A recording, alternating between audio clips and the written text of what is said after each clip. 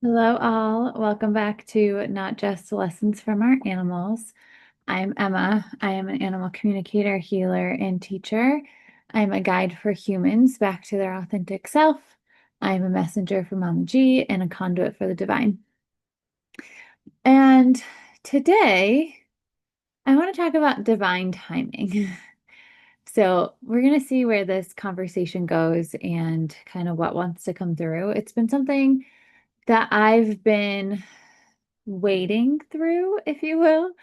And I was just making a video for the full moon that is coming up on December 4th, 2025, for the Reconnect portal. And it really got me thinking about divine timing and whatnot. So, if you're watching this, I am drinking tea. I really love the Trader Joe's does a winter tea.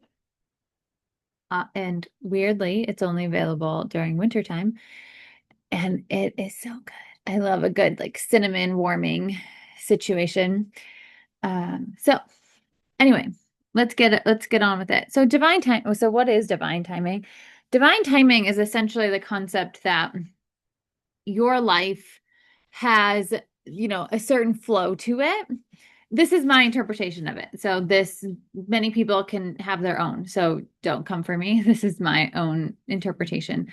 So divine timing is kind of like your path, right? And your path has these certain things upon the path.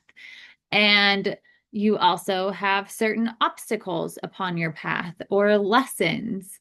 And divine timing is you arriving to certain things at the exact right time, right? It's having certain other outside influences potentially happening in order for other things to fall into place, right? So divine timing is this like your innate timing in this lifetime that you're meant to be on, right?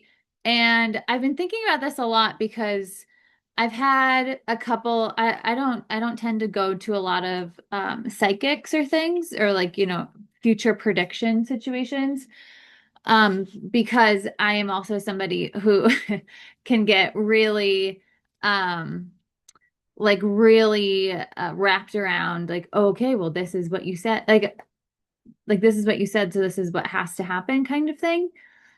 And then I'll be like laser focused on that. I actually saw a video today where somebody was like, I'm totally good with like us having spontaneous, like we'll just figure it out as we go kind of plans. Like we'll just like see what happens. That's great. And if we make plans, if we deviate from those plans at all, like it's going to be, so unhelpful for me. And I'm like, yes, like that is how I feel so much in lots of ways, but also like in relation to this somebody telling me, regardless of how accurate and reputable and like all the things, someone telling me, this is going to happen during this month or during this year, I'm going to be like, I'll be looking for it everywhere because I know that for myself because it's also happened.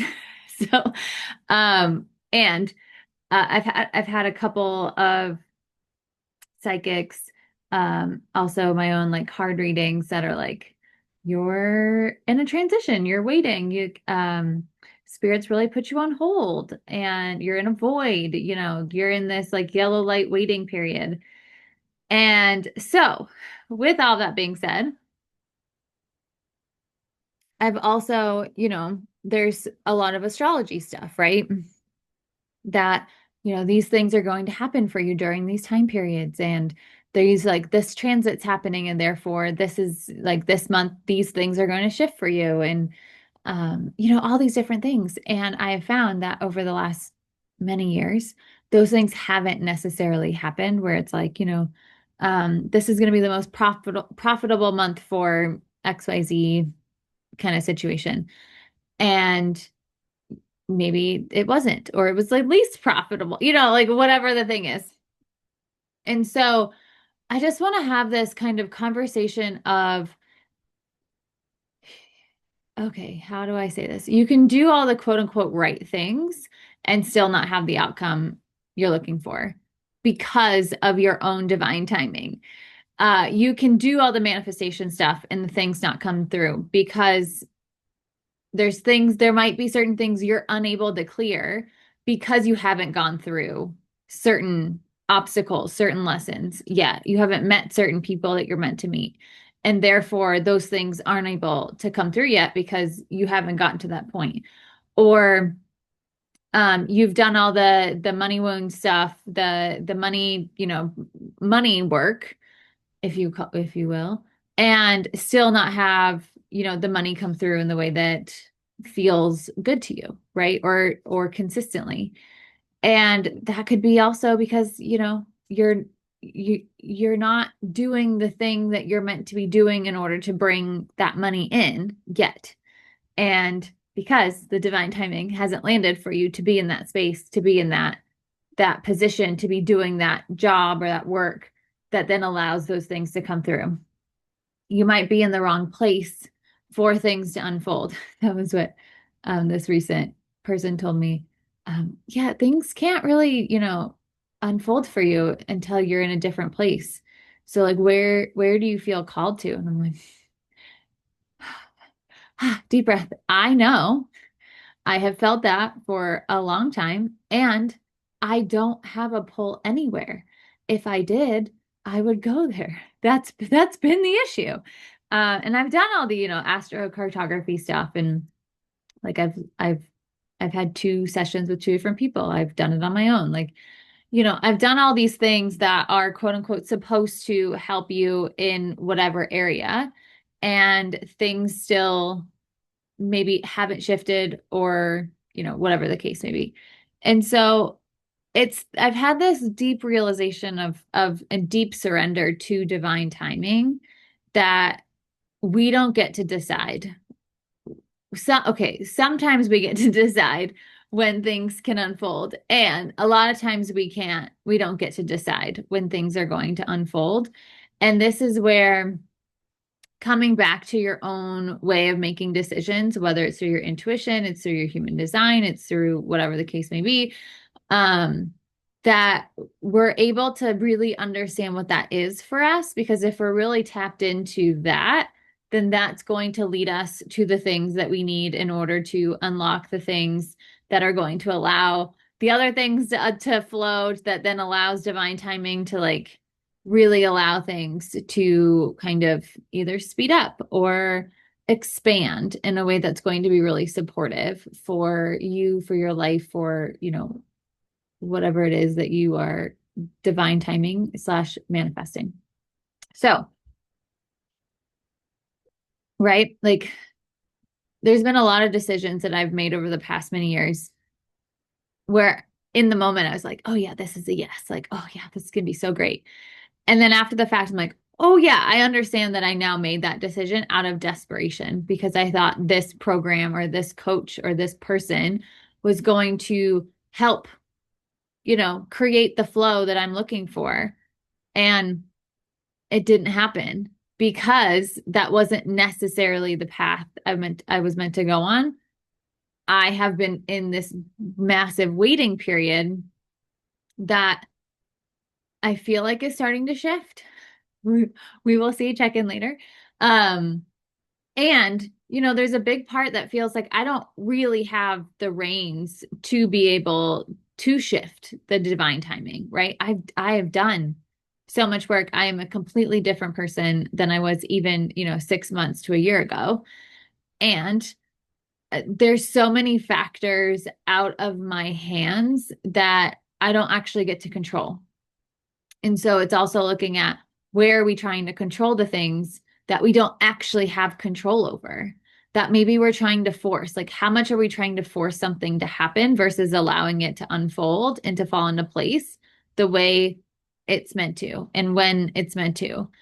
And knowing that, yeah, we can force things to go into place. However, they likely aren't going to flow as easily or feel as good as when we allow them to naturally fall into place, how and when they're meant to.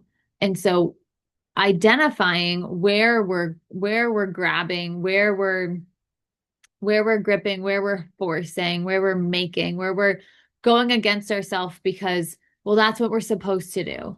That's what has been proven to work for others. Well, that's what, this is how I can only rely on myself and this is how I make things happen. So like I just have to take control of the whole situation and make it happen because otherwise it's not going to. And right. And it's allowing ourselves to take a step back and say, okay, well, what do I have control over? What am I meant to have control over? And where and how can I influence, if anything, that's actually going to be supportive and help us walk, more fluidly together. Right. And so this, you can use this for anything, whether we're talking about uh like partnerships or business partnerships, right? Or relationships with people, whether it's your own personal growth, whether it's your job, your business, your soul's work, right? There can be such this, negative connotation about charging for our soul's work and that, oh, well, it's, it comes so easily to us and therefore I shouldn't charge for it. And then there's the other side. It's like, well, you should charge everything for it. And so it's you finding where do you have stickiness along that pendulum of I cannot, it's not, that is not how it's meant to be to charge all of the money for it and understand, okay, yeah, I have stickiness on this side. So how can I go about, cleaning that up a little bit of like accepting and loving all aspects of it, right? And being able to feel worthy and valuable along the whole spectrum and then be able to kind of hone in on what feels good to me moving forward or what feels good to me consistently and then using that to go forward. How did I get on this? I don't know.